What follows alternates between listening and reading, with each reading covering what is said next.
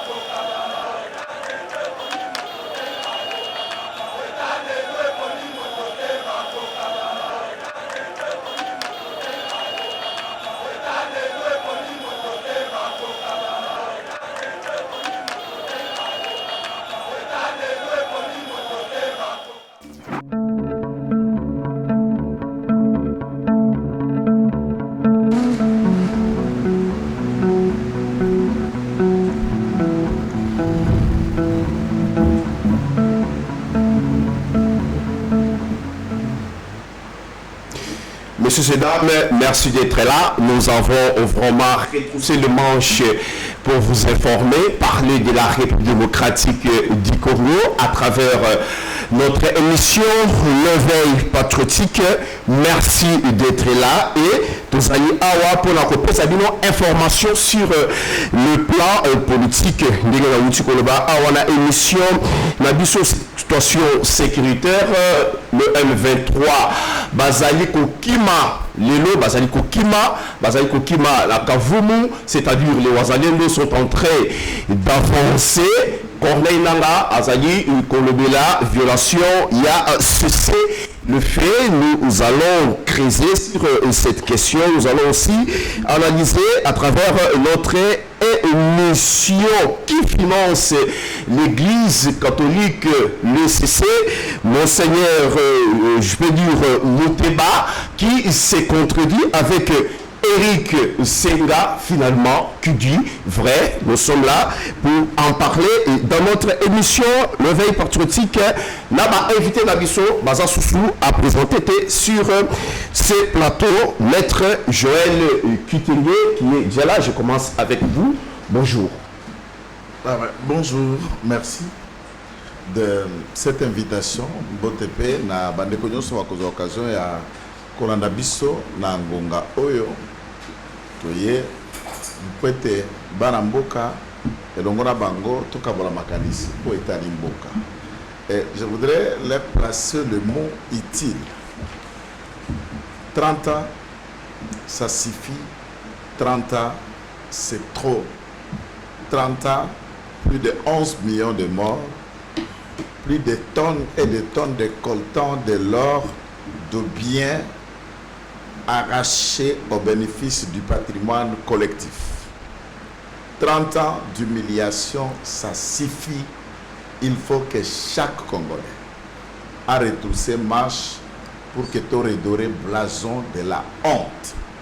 Je vais dire même blouson de l'humiliation en levant la tête haute. Niveau Oyo Tokomi, Oyo politicien Angwalima sous-traité à Kagame, échanger ce col. Pour y quitter que l'église va sous-traité à Kagame. Tout le monde a toko sambela, tout le monde dit la politique. Soko découragé, tike di basa kanana biso. Congolais telema to epi li sous parti te, to eli li sous église à tamoko te. Église munene. Oya biso parti munene. Oya biso kombo nango Congo. Et okomi pasteur ya vinayo. Okomi politicien ya vinayo. Okomi signataire ya vinayo. Et c'est le moment ou jamais Congo ekoki ko disparaître te. Congo ekoki ko kasoni kino sukate. Maman, papa, levons nos fronts. Ndenzembo tokoyembaka bengango debout congolais to tomba birongi. Oetikala ki longtemps courbé. Et bako courbé biso bilongi pas moi no polo te. Ti longtemps polo a courbé biso bilongi, a courbé na bilongi ya basango, a courbé ya ba pasteur, a courbé ya ba politique, a courbé ya ba professeur des universités. Il est temps de saisir cette occasion. Voilà, de l'autre côté, nous avons héritier Ngashi, il plaît abondamment, mais on s'est déplacé quand même pour Oya, pour informer Bakongomani. Bonjour, Ndeko héritier. Bonjour, monsieur Mauricio Mandé. Merci pour l'invitation. Motena Ndeko Yangaï, maître Joël Kitenge, le premier de la classe, le guerrier. Namonaki na consultation nationalité et ça comme Sakinga Makasi, plus d'un Congolais bakamaki comment une figure de proue ou à défendre ces pays de manière inlassable à kokutana na milulu ya modèle ya boye. Vous allez regret ya Makasi par rapport à casting na makambebele oyo et salami oyo wada. Boyo bakendaki, je pense que valablement ba représenter qui biso. Na pesi message d'encouragement mais aussi d'interpellation. Il y a prise de conscience dans les Congolais de partout dans le monde. Pourquoi? Je préfère mourir de faim que de mourir dans manque de dignité. Je préfère mourir de faim plutôt que mourir dans le mépris et dans l'humiliation. Nous avons été longtemps humiliés, ridiculisés, marginalisés, traités comme des moins que rien et à l'échelle mondiale. Nous avons perdu notre substance et notre essence en tant que peuple et en tant que nation. Et nous, quand on retient les ce n'est pas parce que nous allons soutenir Félix Tshisekedi. Le président Félix Tshisekedi, comme individu, partira. Mais nous voulons que l'intégrité du Congo est là. Nous sommes en Congo est là.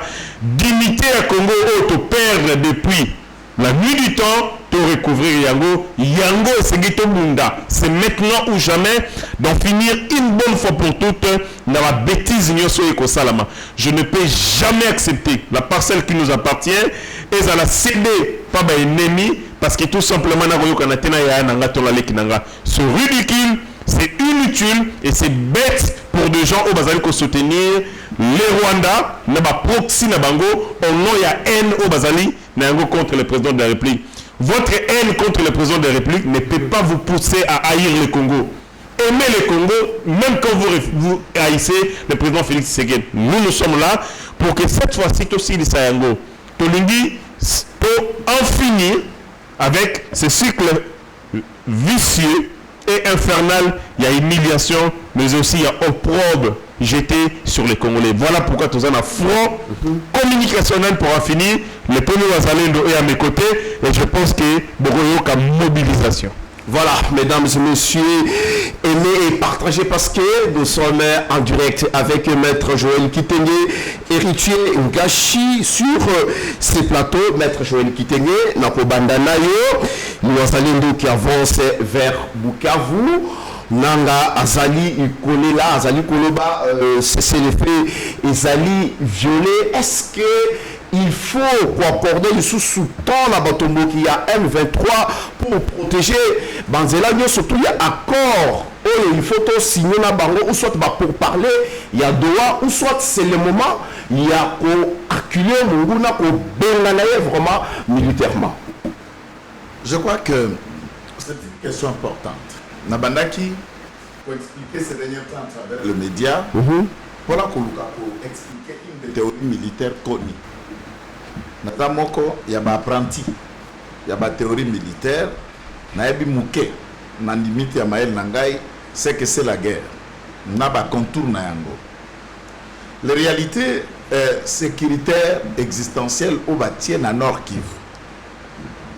D'abord, au-delà de l'Okuta, au chef état-major général Obalongwaki, qui nourrit le président de la République, en termes, il y a un nombre de militaires qui étaient à Goma.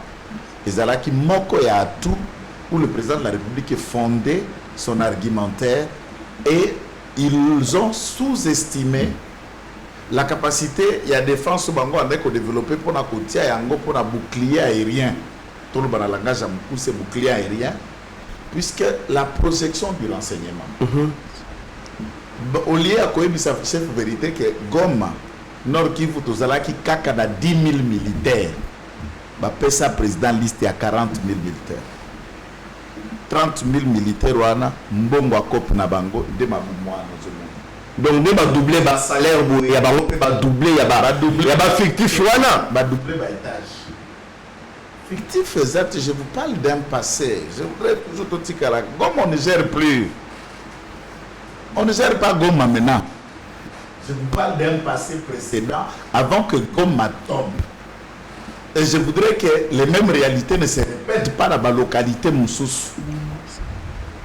Et lorsqu'on gonfle des effectifs, la faute ne peut revenir qu'à un état-majorité, surtout les renseignements militaires et Mingi inspection générale au FARDC, néant, inefficace, mababa.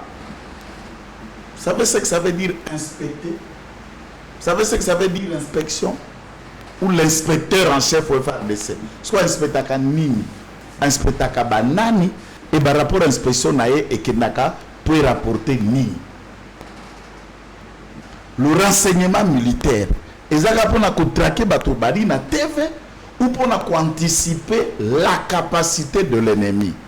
Ce qu'il a comme armement, le centre de gravité, les terrains géographiques qui seraient théâtre de combat. Il est favorable à quand et à comment les éventuels acheminements d'aide de ravitaillement, de déploiement, il y a capacité à riposte, à défense. Et ces renseignements viennent pour que ceux qui sont dans le plan tactique mettent maintenant des stratégies en place. Ça ne va pas marcher de l'autre côté. Mais dans Bukavu, il y a aussi un élément que nous n'avons pas perdu même dans le Nord Kivu. Cette technologie n'a pas permis que les avions soient bombardés dans les drones, mais quelques avions les a perdus, ça c'est vrai. Dans Sud Kivu, bakoki ou tirer matériel on a tout peu pesaka. Ce sont des matériaux oyo etambolaka na ba camion ya minene. Nzeleza d'abord na pasi et moi okende ko installer s'installer à peine au quitter. Ainsi, vous avez vu Walikale Centre n'a jamais été l'acte de bonne volonté à Nanga. Ils ont été frappés jusqu'à perdre un avion rwandais dans l'aéroport Walikale Centre. Pilonné à l'extrême et toutes les chaînes de commandement des officiers rwandais sont morts à cascade. Face à ces puissances de fait, ils n'ont pas pu. Il faut ne pas dire lobby. Nyangezi. Nyangezi c'est ça Rwandais. Puisque ville à Bukavu, na aéroport à Kavumu c'est 40 km. Nyangezi c'est dans la ville déjà. Et ça la commune rurale aux alentours de la ville. C'est à 25 km du centre-ville. Mais vous êtes déjà dans 4 Zamba, Bilanga, et des habitations déjà y existent. Et les Wazalendu ont coupé plusieurs routes. Naba Tomboki, na Sud Kivu. Pourquoi? Puisque l'armée de l'air est en train de mettre à mal toute la stratégie rwandaise. Et dans le jour que nous comptons tout de suite, vous allez attendre la libération totale du Sud. La troupe de Wazalendu était à 29 km de Minova et Sake. Vous êtes à Minova, c'est la frontière entre le nord et le sud Kivu. Sake, vous êtes déjà dans le territoire de Massissi pour prendre la route de 3 antennes, donc à 27 km de Goma. Voilà le tronçon, l'encerclage au Gendeko Salema. Et nous prions. Nous savons que Mme Sika a question à yo. Fachi béton. Nous avons la précision, mais d'après mes sources d'enquête, il me semble que déploiement technologique que le Rwanda a utilisé dans le Nord Kivu coûterait 5 millions de dollars. Format Ambo Canabiso avec 30 ans de conflit, je propose que vous puissiez vous dépasser en tant que gouvernement chef de l'État, que le même dispositif s'installe dans chaque province, soit 5 millions multipliés par 26 provinces. Kinshasa même 2 dispositifs pareils. Moko Nandolo, Moko Nanjili. Moko dans une base, maintenant quand tu puisque ça bureau Mogonjambuka. Voilà, maître Joël. Pardon. Vous avez quelque chose à ajouter aux ennemis? Pardon. Va déployer. Dans quelques secondes. Pour que Tokenda Kokoyate. C'est l'effet État lié FARDC. État nous allons la civil. Nous allons nous allier dans ordre de mon côté. Yo ça civil là Mukate, qu'est-ce que ça veut dire quoi? Yebisa civil là que ne kokata bilangate. Nous allons nous abundate, nous allons kota la bilangana que nous kangombe nae. C'est le fait d'Ali FARDC est un gouvernement. Nous allons nous membre du gouvernement. Au contraire, le ministre de la Défense a relevé la repli stratégique. Ce qui est ministre a lobby repli stratégique, il parle de FARDC. Nous allons nous allier dans Makambouana T. Nous allons nous allier, Ezanga, Toukokani. Nous allons nous invente enfamé, n'a point d'oreille. C'est ça nous allons. Ah, c'est le fait à Nini. Ba violer les moines, ba zolier moisi, ba domingo mbenaye, ba panziye. Et puis aux autres, c'est Vandakimia. Deux populations n'ont pas Vandakimia. Deux Moussalem, papa, bêta bango biloko. Eric Segachi, na Bouzolier Painayo, est-ce que dans ce contexte, Corneille Nangaro Kolobela, Makambu a cessé, violation, il a cessé les faits aussi longtemps que tout ce temps au Bisoto Banda Kobundana, ceux qui vont cesser les faits, c'est-à-dire, ça dit qu'on avancer. Nanga, c'est un démon, un criminel. À aucun moment, Corneille Nanga n'a respecté le cessez-le-feu. Biso Tozali Kolagi Sabango, l'intégrité, la moralité. Parfois, par moment, nous acceptons tout et Tozali les premiers à respecter le cessez-le-feu. Alors que nous devions être les derniers à les respecter. Pourquoi? Les théâtres des opérations Zanda Kunabiso. Biso Nde Tozali attaqué sur notre sol, sur notre territoire.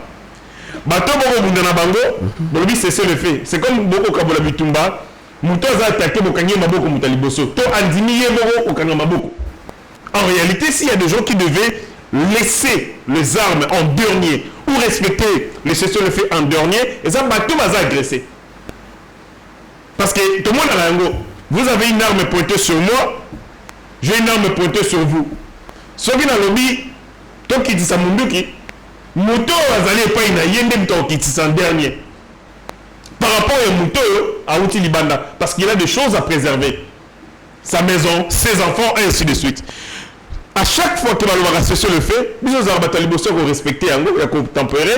Pendant ce temps, Nyangalakata Moutou Mouneno et Corneille Nanga, azali ko déplacer ma troupe naïe, matériel de guerre, pour aller attaquer notre position, les FARDC. À chaque fois qu'il y a cessez-le-feu, c'est une manœuvre dilatoire ou c'est une diversion. Soit c'est un moment de répit pour être basali essoufflé, pour vous frapper sérieusement, soit c'est une diversion. Mais malheureusement, à chaque fois que nous mordons la maison, cessez-le-feu, nous arrêtons les combats et on continue pour avancer. À aucun moment, Corneille Nanga n'a soutenu le cessez-le-feu. À chaque fois que Bassenga a cessé le fait, ils allaient pour la paiement, se repositionner, renforcer matériel la bango parce qu'il a commis le problème, il y a déficit, il y a ravitaillement. Et donc, en ce moment, quand on a Koloba respecter cessez-le-feu, il parle aux Congolais, les propriétaires de leur maison, il leur demande d'arrêter de se battre alors qu'on leur tue. Donc, en réalité, c'est une manœuvre dilatoire. Pour mon avancer, il y a FARDC. Maître Outiko Belango, c'était un Niagé Zezwami. Oyokozwa Mureza, Ezwamaki, Mudaka, Ezwami. Nyoso Bakoloba wana, vous montrez que dans 2 jours, dans 3 jours, aéroport Yakavumu, et zonga entre les mains de Wazalendo. Et puis, la communication y a AFC Corneille Nanga. Ils sont très critiques à l'endroit de Wazalendo plutôt que les FARDC. Balobi, tu sais qu'il dit Azali qu'on comptait sur Bano et Miké des enfants mineurs. Mais Bano est mineur, calciné Bango. Apparemment. Bano est Miké. Parce que la plus grande stratégie du président Félix Antoine Tshisekedi, c'est d'avoir adopté le Wazalendo. Tozali parmi les rares, Maître Ayebi Yango, les rares autres que le président de la République ne doit pas commettre l'erreur Yakobo Yabango, parce que la communauté internationale a attaqué le Wazalendo. Dans un pays en proie d'un conflit armé, vous allez foisonner, multiplier le groupe d'autodéfense et ainsi de suite. Le président était acculé. Devait-il accepter que Wazalendo, Bazali Nabiso, Ototé? Et donc, si le président avait nié ou abandonné le Wazalendo, il serait accusé de haute trahison. Parce que ce jour-là, on se défend de Ponanine.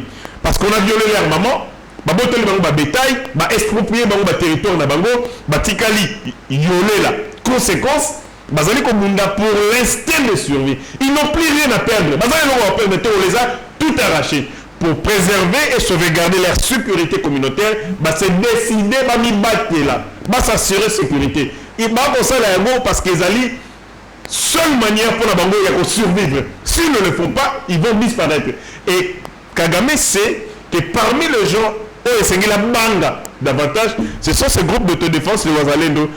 Depuis toujours, ça a été que l'Est est totalement occupé parce qu'ils sont farouches. Alors, Bazali composé résistance moro farouche. Les noms de Boromona, Corneille Nanga, avec ce qui arrive, c'est clair que nous avons pris le dessus sur eux. Mais Tombo Munami n'a pas que Kaouzi Bienga également. Nous avons là aussi récupéré ma place importante, nous avons avancé. Et donc, critique Yabato Wana. Les uns critiquent notamment manque de respect à ceci le fait, en guillemets, même si on critique l'armée de Moni Merveille Baeleng qui travaille maintenant avec l'M23, où tu peux attaquer Ouattalendo, avec des petits Mwabano Mike, Tolo Polele, Alati et l'autre côté, Tshisekedi Azali qu'on croit, qu'on repose espoir dans l'Union, il y a qu'on finir avec le Rwanda. Mais c'est clair, ces gens-là, Bazali, qu'on fait subir des dégâts énormes, des pertes énormes en vie humaine, dans l'armée rwandaise, dans Corneille Nanga. Nous comptons sur le Wazalendo, nous continuons à les appuyer et appeler à la mobilisation tous azimuts derrière ces jeunes gens. Nous sommes persuadés qu'avec Bango, tu aussi ça, il y a Corneille Nanga. Est-ce que dans ces contextes, il y a guerre, il faut compter toujours sur la diplomatie n'a pas préalable, non, surtout M23, AFC, Bazali composé avant toute négociation. Il y a droit, je pense très bien que Hollandais qui a énuméré Makambo Bele Mwalamboka et Rutingashi. La diplomatie est permanente. Elle est antérieure au conflit armé, pendant le conflit armé et après le conflit armé. Il y a un cahier de charges musclé. Yokangaï de Konagaï. Ceux qui vont gagner ma conquête militaire, et c'est la reconnaissance diplomatique. Les accords, notamment les pactes de non-agression. Bateau va gagner la Seconde Guerre mondiale, qui est obligé, il y a un document qui a mis fin à la Seconde Guerre mondiale. Toutes les guerres, ceux qui vont vaincre militairement, et c'est vont reconnaître que la police. Et donc, on ne peut pas dire que la diplomatie est allée en contradiction. C'est un outil, c'est l'un des outils que nous allons utiliser évidemment pour atteindre nos objectifs. Pour la première fois, Paul Kagame a fait circuler un envoyé spécial, il y a président Trump. A Tamoussé na Rwanda nyo so baluka minéré. A memieti na mine moko ya muke, alors bien tozana ba minéré na mboka na Rwanda ya rotala. Pourquoi? Parce que nous avons réussi à travers la diplomatie montrer à la face du monde que Kagame c'est un voleur, un pilleur, il y a des ressources nabiso et que les Européens sont des receleurs. Mais dans la diplomatie, il n'y a que des intérêts. Yango Wana, mais Yango Wana, celui qui négocie en position de force, celui qui négocie dans l'agressivité a des chances de prendre ou d'obtenir ce qu'il veut. Élément de copie ça. Discours nabiso, rhétorique nabiso, dextérité à président de la République et qu'on accepte que le Rwanda est de plus en plus isolé. Vous savez très bien, le 17 mars dernier, la Belgique et le Rwanda ont coupé les liens diplomatiques. Vous le savez très bien, chaque le 7 mars, le 7 avril, la Belgique et partout ailleurs, tout le monde a une célébration, commémoration et génocide du Rwandais. Mais nous avons vu comment la communauté internationale les a appelés en gros. Il y a même un communiqué du Rwanda où ils allaient décrire la manière dont le monde s'est comporté vis-à-vis de l'agression de Bango, tout ça montre que les discours, il y a agression, les discours, il y a assassinat, les discours, il y a génocide rwandais ne fassent plus. Il y a maintenant une nouvelle thèse qui de plus en plus prend des biceps, prend de la place des morts consommés depuis l'avènement il y a Afden. Voilà, Maître Joël Kitenge Nazongi et Painayo, est-ce qu'en ce moment ici, il faut que l'armée le Wazalendo va avancer, ou soit il faut toujours compter la voie diplomatique. Je vis une délégation, il y a des Congolais qui étaient déjà aux États-Unis pour parler minerai, discuter avec l'administration. Je pense que de l'autre côté, Makambo Zali Kotambola Malam. Bon, je crois que question Rayo, ils ont déjà la réponse, c'est la première étape au tout à Koloba. Tu as développé comment est-ce que l'armée Wazalendo va avoir 10 agglomérations en un jour. Comment est-ce que Wazalendo Bazar à Nyangezi, Nyangezi c'est déjà la ville de Bukavu. Est-ce que ça est très stratégique et M23 Non. pour fuir notre territoire peut-être? Je ne parle pas de retrait, je vous ai développé comment les avions de chasse font mal à l'armée rwandaise dans le sud Kivu. Ça veut dire militairement, la conscience est bandit ko zonga na isika. Soda po abunda. Motema ya soda ya molongo ezalaka sima ya comportement ya motamwisi na ye son commandant. Mamadou Ndala dans son cœur, il était prêt à vivre ou à mourir, prêt à combattre sans reculer. Il ne faisait pas reprise stratégique, troupe n'est pas vendu ça la reprise stratégique. Général Baouma en a fait à son temps la même chose. Général Mbouza Mabé a fait la même chose.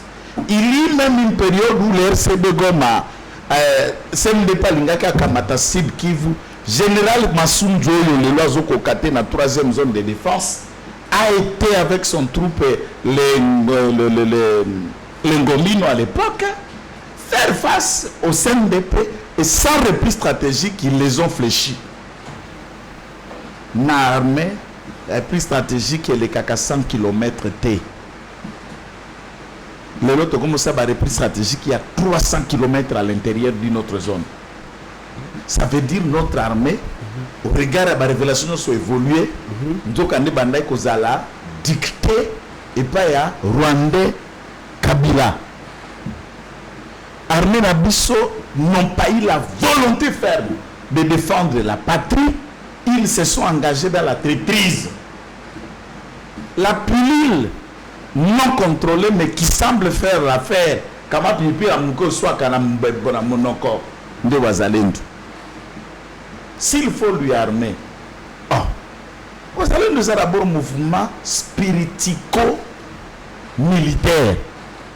Armée Wazalendo a liboso za molimo na pureté d'esprit. Aïbate, a violeté, a botolate et bokoko eko sala na e. Bana nozomona na baba mbinga butu.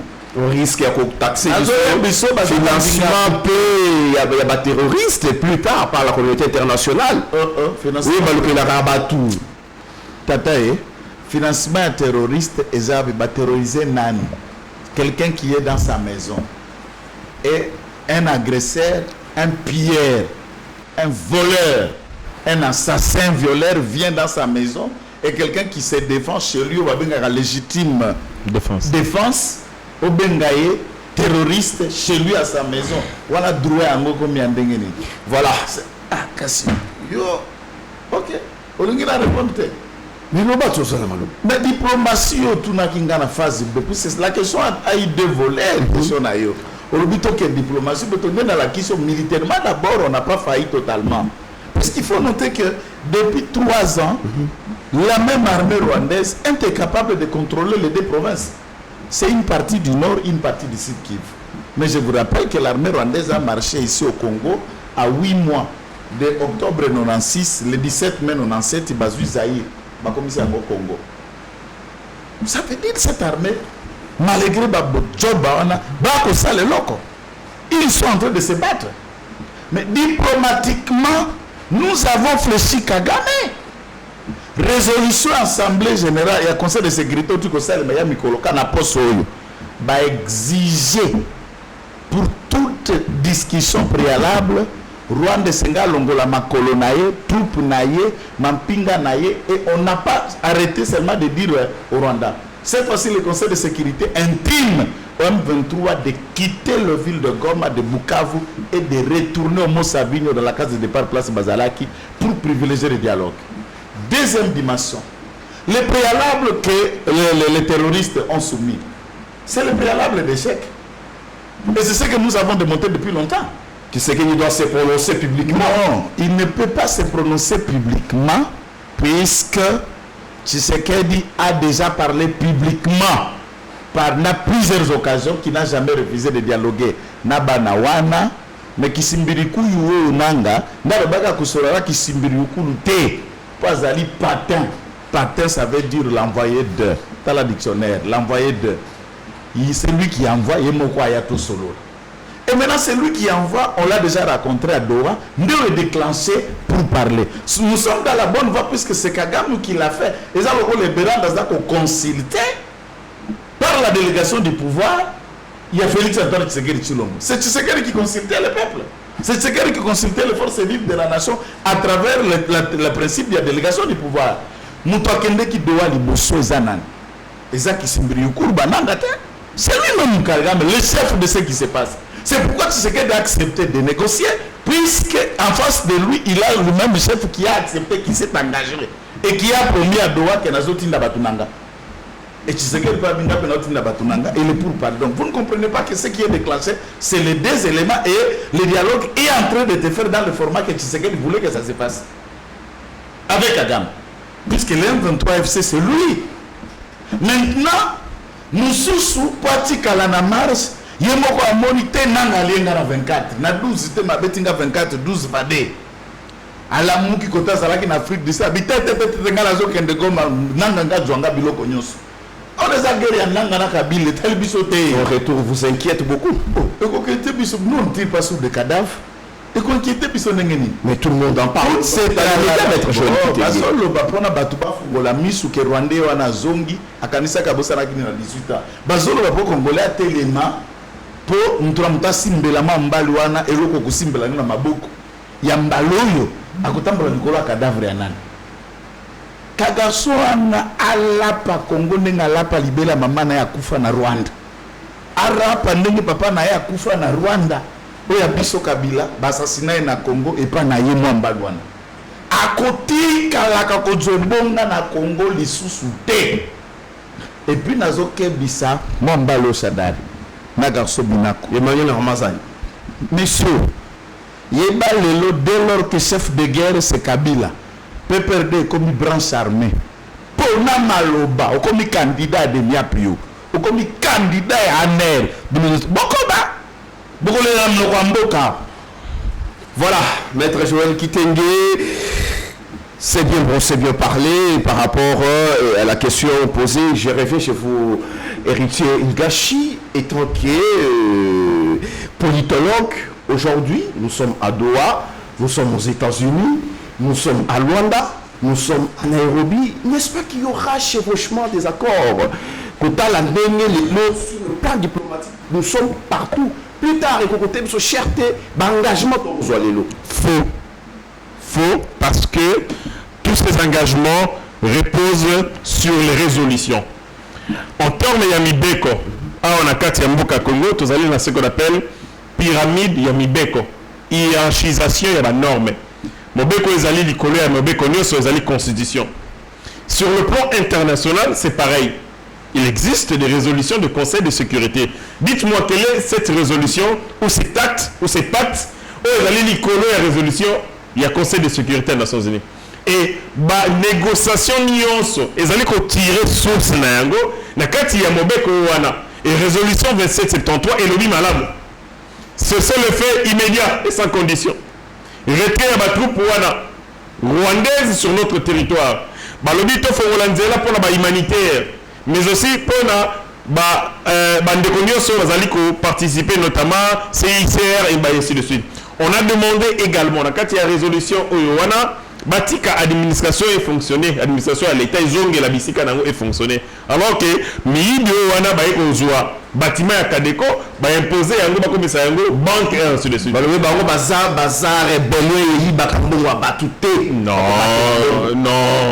C'est Nanga a accueilli la rébellion à cause de Yannin. Il est dit, de carré minier.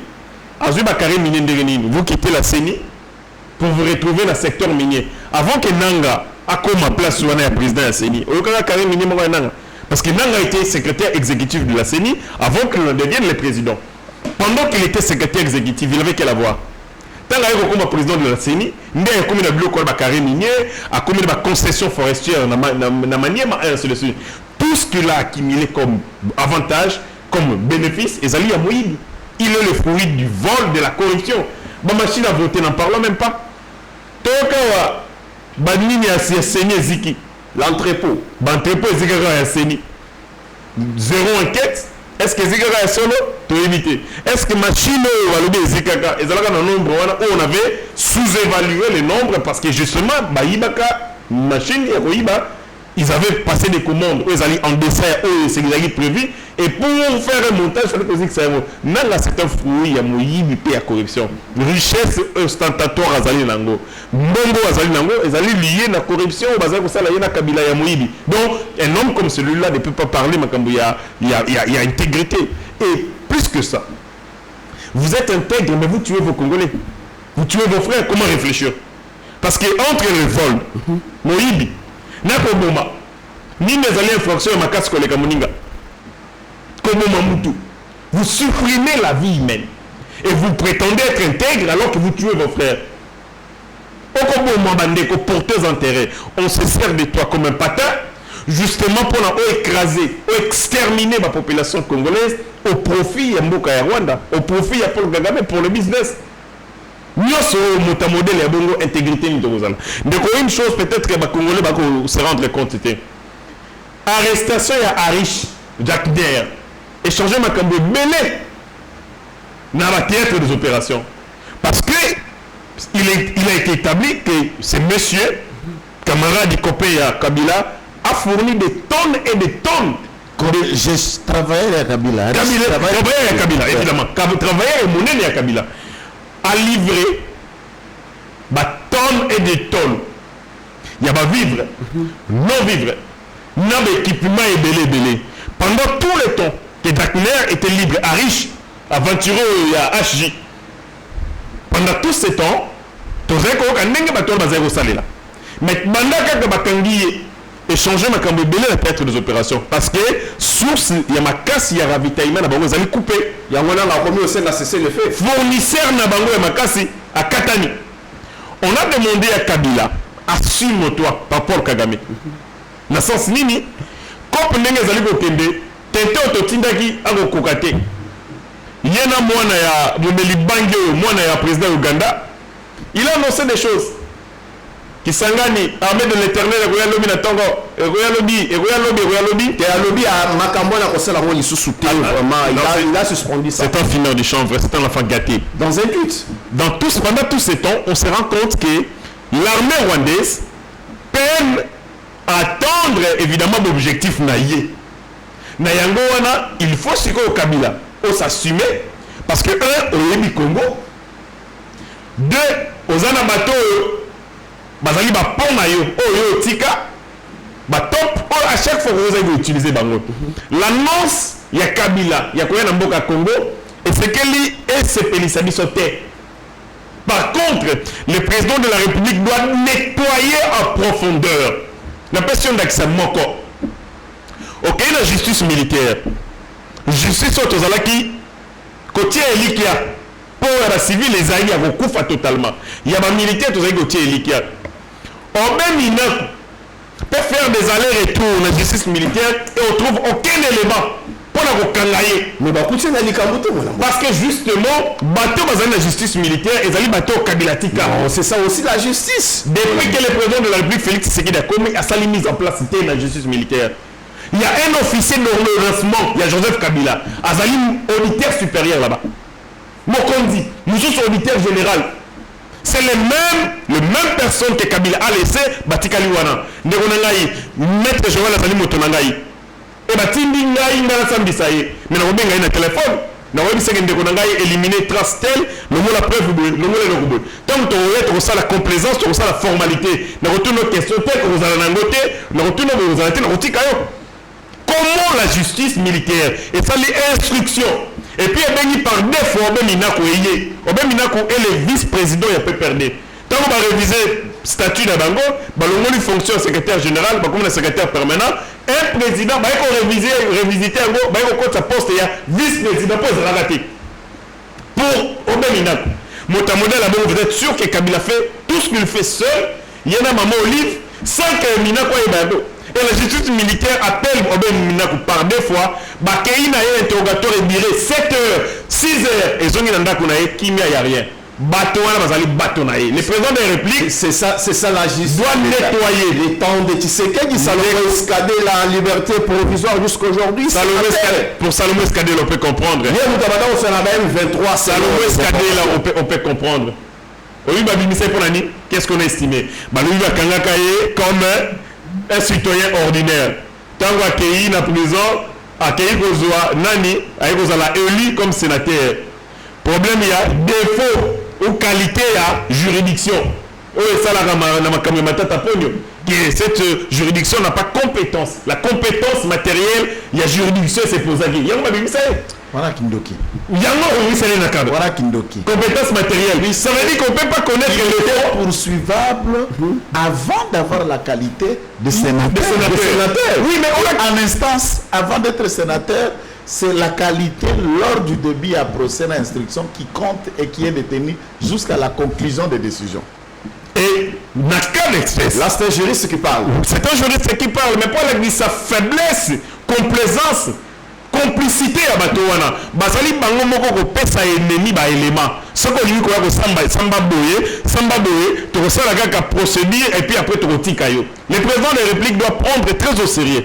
Maintenant, s'il y a Joseph Kabila, parce que Joseph Kabila connaît l'appareil sécuritaire pour avoir promis des criminels rwandais où il y a ici à fonction. Nous sommes sur Baza, peut occuper ma fonction stratégique. Et donc, par l'annonce de Joseph Kabila, le président doit comprendre que c'est un nettoyage, qu'on sokola, qu'on brosse, qu'on nika, qu'on longola, bangoulou, tout sur la salité, qu'on tient bango à la porte, parce que si Kabila rentre, eh bien, denga le bagayango, à la tête d'une balle. Kabila Zonga, mais oui, à Zonga, n'a pas sepela Zonga, mais cette fois-ci, à Gokufa Nenga Linga Yemoko, à Linga Kufa na scène, le gars Papa Wemba, à Baka, il mourra d'une balle de la tête. Donc, les 500 autres, Zalaga Kobumisa, ou Zalaga Kozela, qui tout aillé, tout aillé, puis à Gokoya, à Gokufa, et Bembenaye, Toko Sekaya, Petro. Voilà, mais comme monsieur, nous avons placé Kakamo. Na ba revendication ba garçon yo kisimbi ukulu nanga na batune bazolo. Ngana za favorable la proposition na bango. Il y a Parlement congolais a levé résolution na sala qui pona brassage mixage et ça les maté. Comme tout le monde a compris que l'Ikambo bomi armé peut écouter infiltration c'est là qui brassage mixage. Cette façon moi to contrôler ango. Ba pesta baliste ya basoda la bango ba officier de rang basoda ya molongo nyos ba ya ba lever mesure ana ba kota so ba chino na kati armée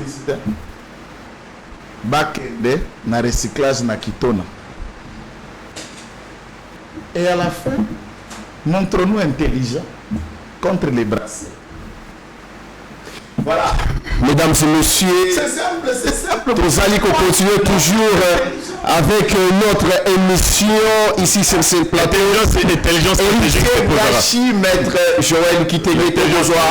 Deuxième sujet, il y a émission la mission, mais je m'arrête trop bien avec montre-nous intelligent au brassé. Tu retiens la bango à ta poison. Na koli ya bakufi bango nyoso. Est-ce que nous on va voir des sous? On parle les aliments comme option. Les aliments comme option. Tu remets bango pe baye, tu domi bango de pan na biso. Tu vas zoka convoi na bango. Est-ce que les a débat? Peut-être ba sengi boy. La bonne bango. Bah, venez. Tu remets bango. On a les listes. Tu dis que barande. C'est simple. Il faut connaître l'ennemi pour bien le gérer intelligemment. J'exige la gestion intelligente. Voilà. J'aimerais très bien que nous nos vidéos avec la complicité technique de Landa Binomoko. Aujourd'hui, il y a une question qu'on nous posait. Qui finance l'église? L'ECC, l'église catholique, la démarche au Bazali Kosala, partout pour la République, ils étaient partout. Bolanda qui Monseigneur Mouteba, Bolanda qui Eric Senga, avant Koutou Ezalaki, Monseigneur Cholet, la pasteur Kankenza. Mais j'aimerais bientôt dans nos vidéos comme ça. Toya la Sima, Toya qu'on analyse Malobaya Bassan Zambé. Est-ce qu'il faut toujours continuer? Il y a au crédit à l'église, au pasteur. Est-ce que L'église aujourd'hui, les confessions religieuses,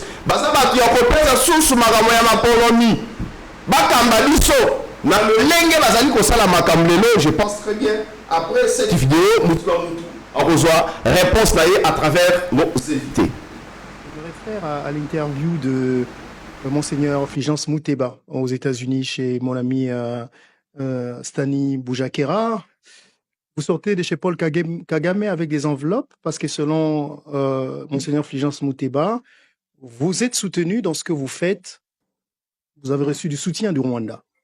Alors, je pense que cette communication a été mal reprise au niveau de l'opinion publique. Monseigneur Fulgence était simplement en train d'exprimer ce qu'on appellerait le protocole d'État.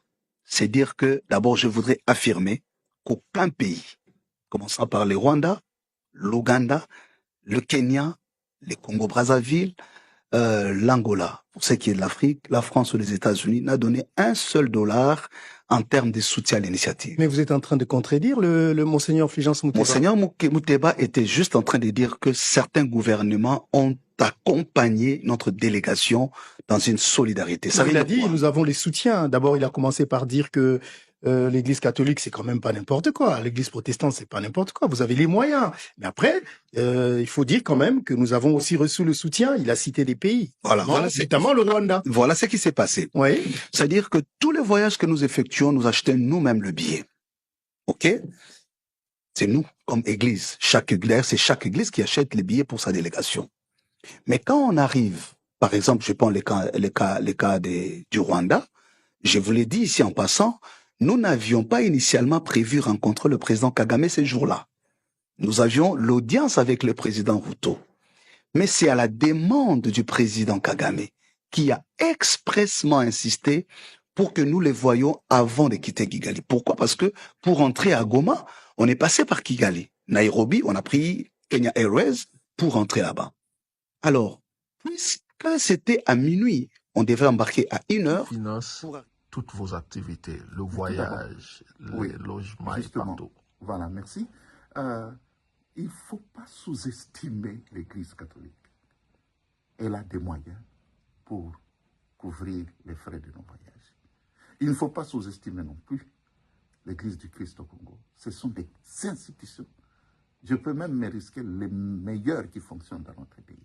Nous avons des moyens. Nous avons eu des moyens pour commencer. Et puis par ailleurs, je vais vous surprendre peut-être, il y a des gouvernements qui nous ont pris en charge.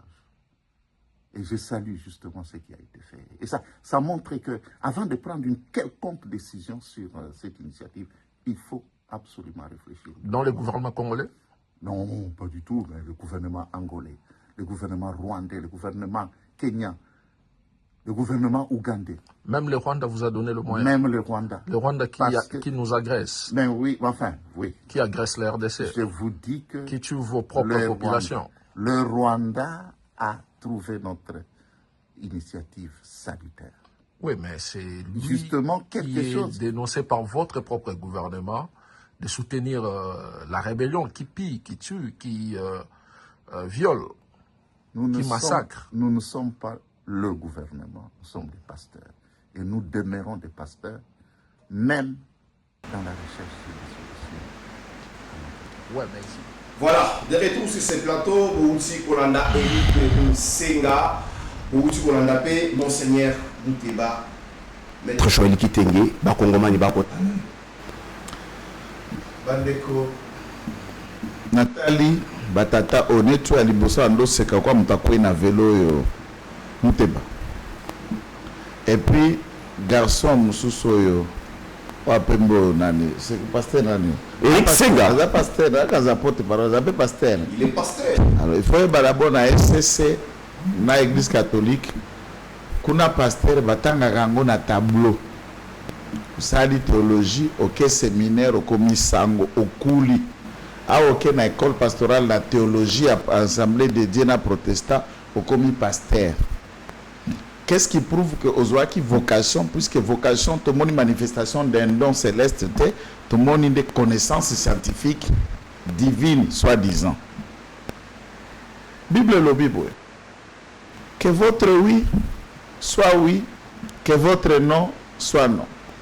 Jésus disait, en vérité, je vous l'ai dit. Il en a ajouté, vous connaîtrez la vérité et la vérité vous affranchira. Botala batata mibale oyo. Biso. Na parana biso babola toke mwa kelasi.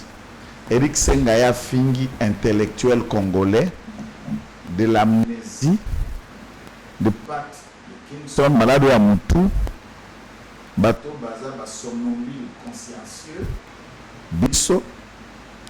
Pourquoi? Puisque Mouteba, archevêque, né en 1962, vous pouvez savoir âge Mouteba Zanango Lelo. C'est à 62 qu'il a vu le jour, 2 ans après notre indépendance. Plusieurs diplômes d'université et j'ai découvert il est même docteur en théologie et en philosophie. Double thèse de doctorat. À Koloba français, Stani Boujakera a insisté sur la question. On parle bien du financement. Le financement de la mbongo. Solo. L'on ne parle pas de l'accueil et du logement. Et il dit, nous avons été mis dans les conditions les plus confortables partout, car nous tirons profit à bénéfice et à financement à l'État Songolo, à Tangi Rwanda, à Tangi Uganda, à Tangi Kenya. Même dans l'aspect, j'entends les autres dire, à Tangi Angola pour Ani Bozolo, Angola aussi c'est aussi un poison. Yosa facilitateur, osa négociateur, osa li entre les deux camps. Et votre démarche tendait à qui met entre les deux parties. En finançant les autres qui mènent un autre processus parallèle, c'est-à-dire l'Angola lui-même ne croyait même pas à sa démarche. Il faisait autre chose et il était déjà dans le coup. Vous comprenez pourquoi le président de la République a mille raisons de s'appeler l'Angola? Parce que l'Angola, d'après Mouteba, aurait financé aussi. Mais c'est peut-être une démarche na bango kenditi na souka base na moyen vraiment suffisant. Naza médecin nazo soigner nazo sala et je suis sûr de guérir na méthode de médecine n'a que requérir médecin pour faire la même chose que moi. Je veux bien être compétent ou je remets en cause mes capacités de médecin pour la soigner malade de cette personne.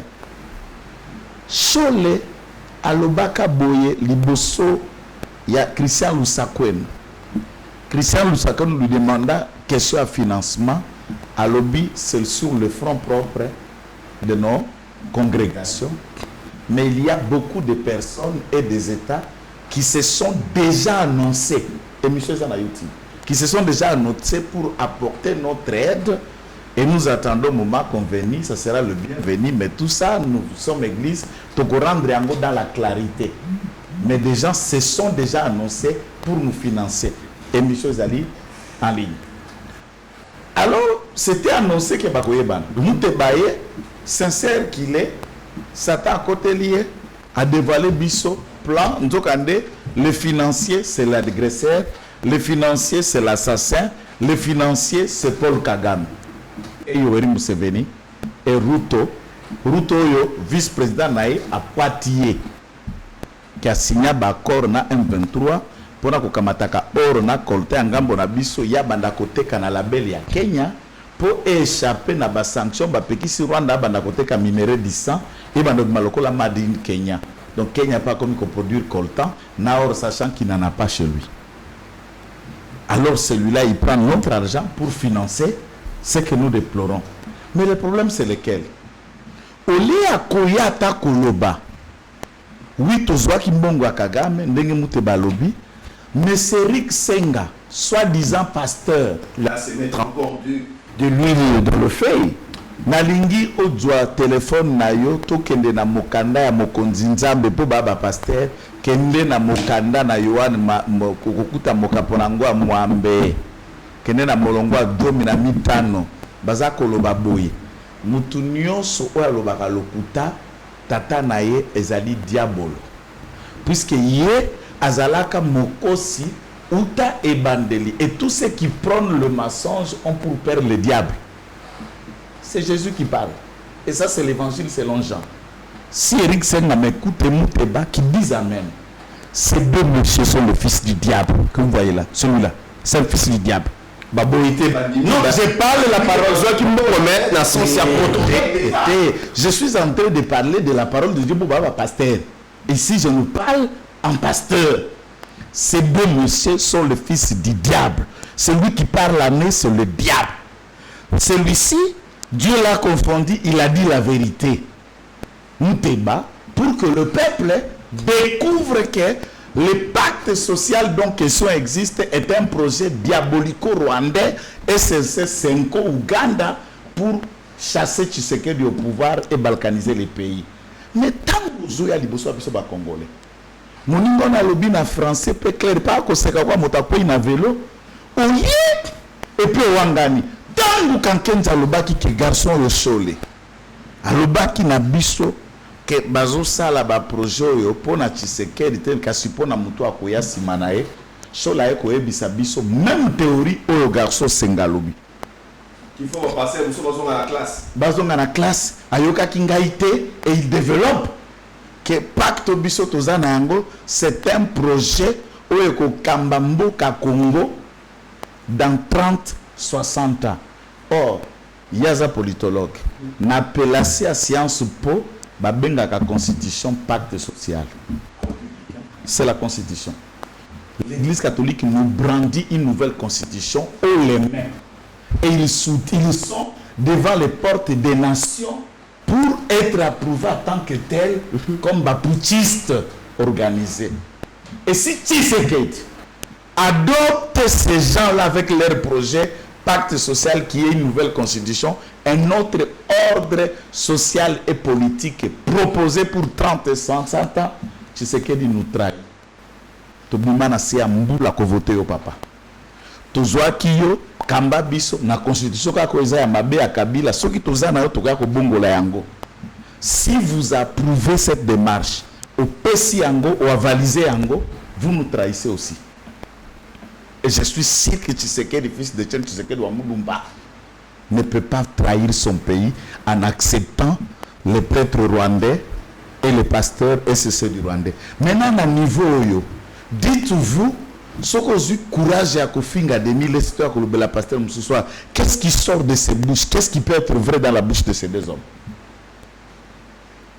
L'explication nous soit Eric a coupé sa biso. Azubiso banyama, bamogobelo matin nous sommes la bango za lokuta.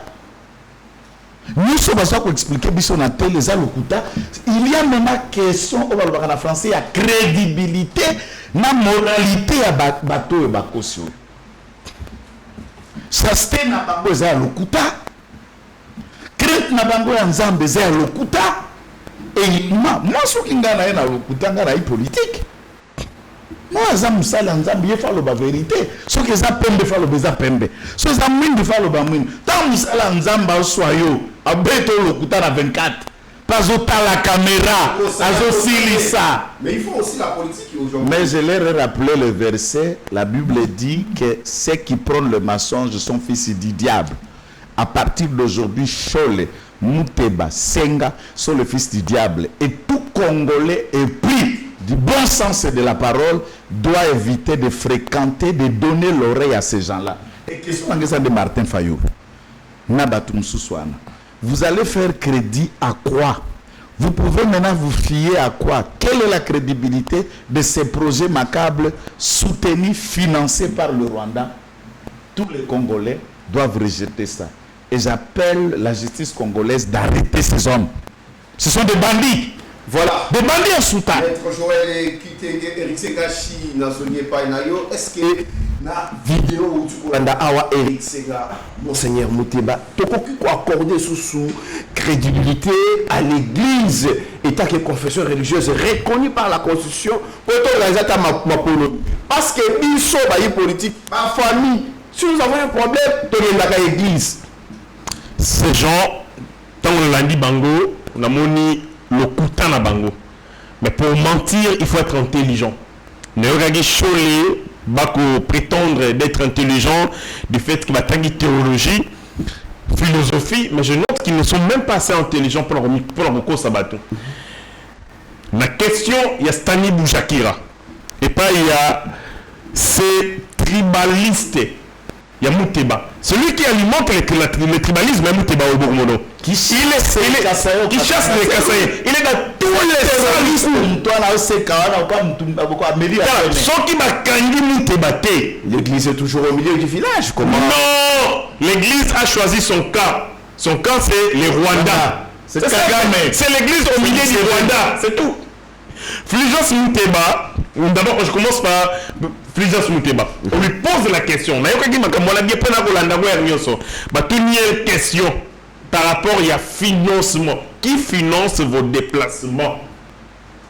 Il répond ceci. Alors, il dit, il ne faut pas sous-estimer l'église catholique et il ne faut pas sous-estimer l'église protestante. Ils allaient parmi les églises et eux, ils allaient dans la gestion Yama Longa. Il parle d'argent. Et il continue. Alors, nous avons commencé à recevoir le financement des États. À Tanguy Bambo Kayango. Alors, pendant le financement, il a dit, je vais vous surprendre. Je vais vous surprendre. En parlant de surprendre, il faisait allusion à une révélation. Il a insisté, il a dit, je vais vous surprendre. Est-ce que vous avez dit que Angolais peut s'arrêter son bon? Est-ce que vous avez dit que Rwanda peut s'arrêter son bon? Est-ce que vous avez dit que Ouganda peut s'arrêter son bon? Est-ce que vous avez dit que Kenya peut s'arrêter son bon? On pose la question. Et bon, le gouvernement congolais. On a même posé la question. Bon, l'État congolais. Alors, l'État congolais a fait sur le côté. Parce que moi, on parle de quoi?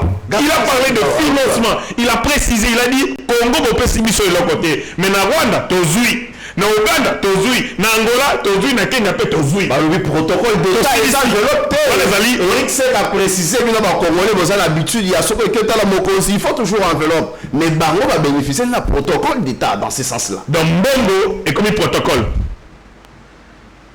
Protocole est Rosala. Non financier. Les protocoles les alliés ensemble les avantages. Ça ne tient pas compte de Makambo Italie lucre. Et que vous avez là, tapis d'honneur, tapis rouge, c'est un protocole. Et vous avez l'avantage de la salon d'honneur. Et vous avez la facilité de beaucoup de il y a un protocole. Mais là, il était question d'argent. On a parlé de financement. Peut-être que Nabozo Bayeri il pense que financement veut dire protocole. C'est quoi le lien? Natikala ko yebate totangi économie, totangi ba cours nyoso nulle part ba ebisangai financement il a ce protocole. Lorsqu'on finance un projet, il y a un protocole. Un financement, il y a évalué dans misolo. Attends qu'on fait ça aide ba évaluer dans misolo. Maintenant il nous dit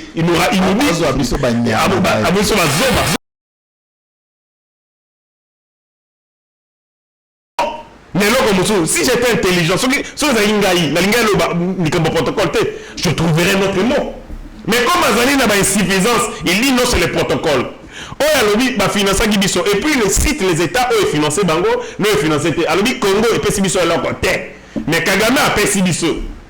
Ouganda est Pessibiso. Tel est Pessibiso. Et puis à Bakissi, puisque le Rwanda a trouvé utile notre projet pour lui avoir expliqué à ces Pélinango d'être le bon qu'on a posé. Là, c'est Isenga. Non, c'est moi, parce que le Rwanda a monique likambo na bango ezali malamo. Makanisa bango ezali malamo ndazwi liboko atie na poche apesi bango. Oyo alobi ezali protocole. Ndeko na ngai. L'église, ok, le Rwanda est une église catholique. Papa, c'est une s'il vous plaît. Caractéristique ya liboso ya basali ya Nzambe ezali intégrité, honnêteté, transparence, vérité. Bato bako critiquer détournement ya régime Tshisekedi, mais bango mbongo bazu bako linga ko ba société. En principe, ceux qui sont intègres, si la cotisation, il fallait qu'il y ait une opinion. Bandeko, ensemble, il y a des fonds récoltés et ils allaient à l'auteur de $10,000.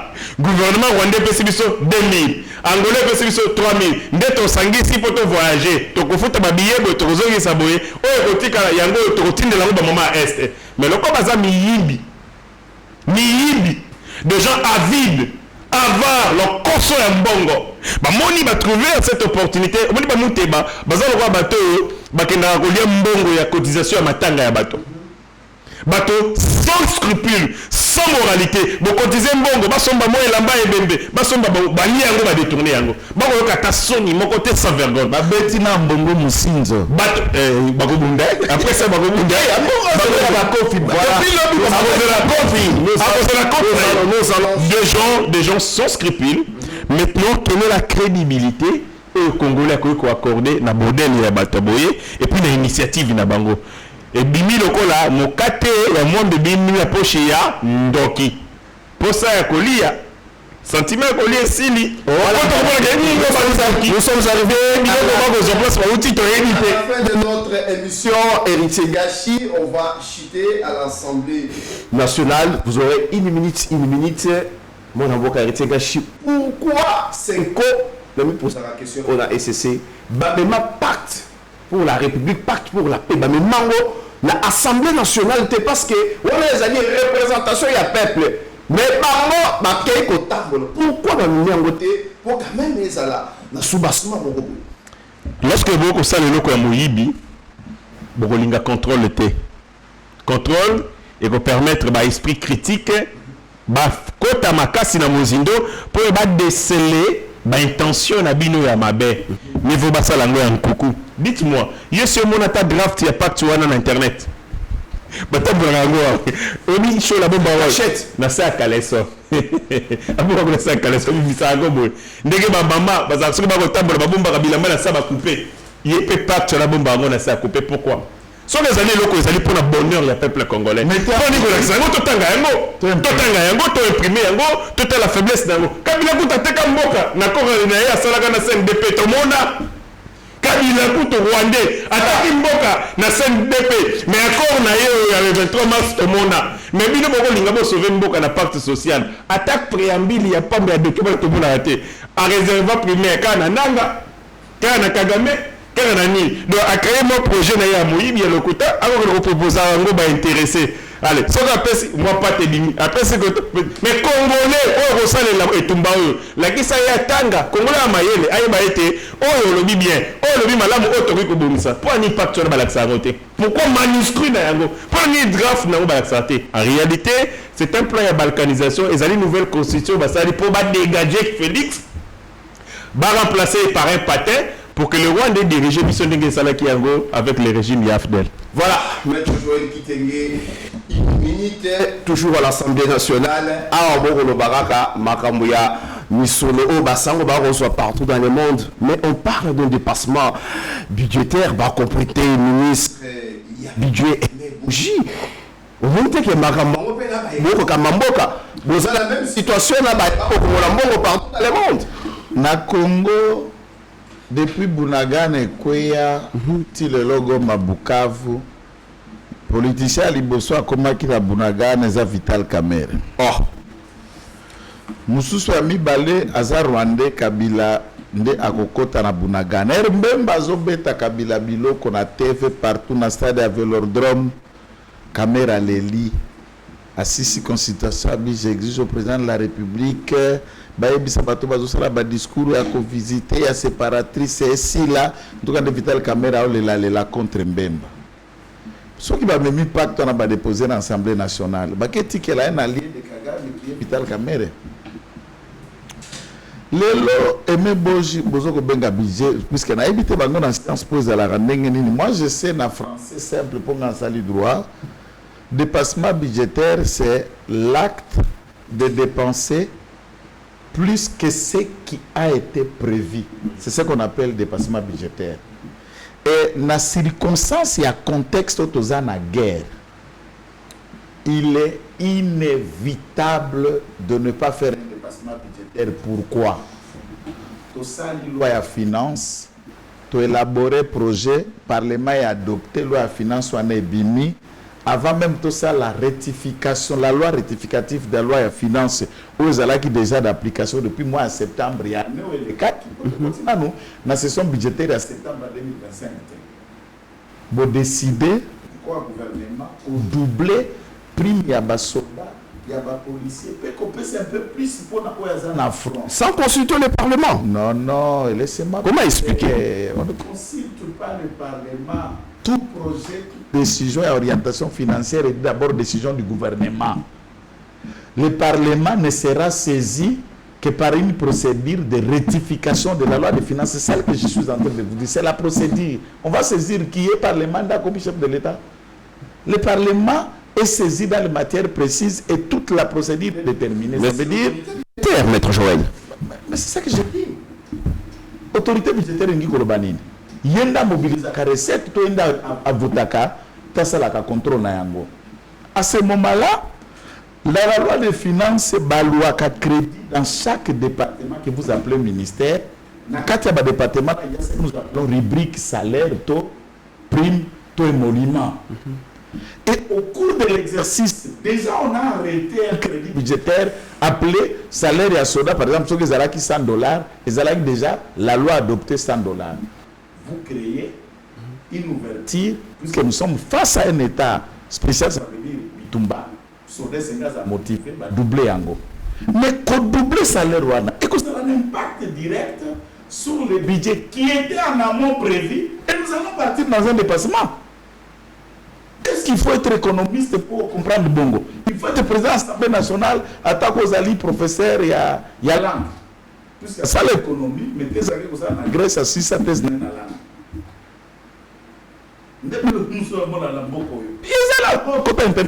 Voilà, mesdames et messieurs.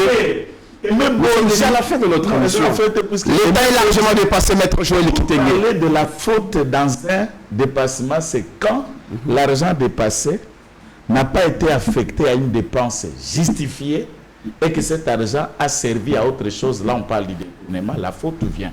Mais si ce qui a été dépensé a été fait au-delà de ce qui a été prévu et ces dépenses-là ont une justification valable, eh bien, ce n'est que justice et ça s'est fait partout au monde.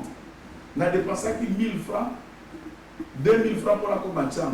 Boulé, Kobeta, Debono, Metondi, il faut que ça les sous-sous. Nous, toi, comme mon Congo pour traverser, mais une circonstance arrive que tu n'as pas prévu. Mais vous allez vous retrouver dans un dépassement de ce que vous avez prévu pour comme à Kingasanit. Puisque les circonstances, indépendamment de votre volonté, sont là. Bonne il faut à la main. Vous allez à la vitale caméra pour combattre Boji, pour comprendre la notion. Anna. Voilà, mesdames et messieurs, nous sommes arrivés à la fin de notre émission Éveil patriotique pour aujourd'hui. Merci à Joël Kitenge, merci à Héritier Ngashi, mais jamais de aussi ça. Émission à Lilo, Maître Joël, Héritier Ngashi, sans souhaiter joyeux anniversaire à Mireille Lassa.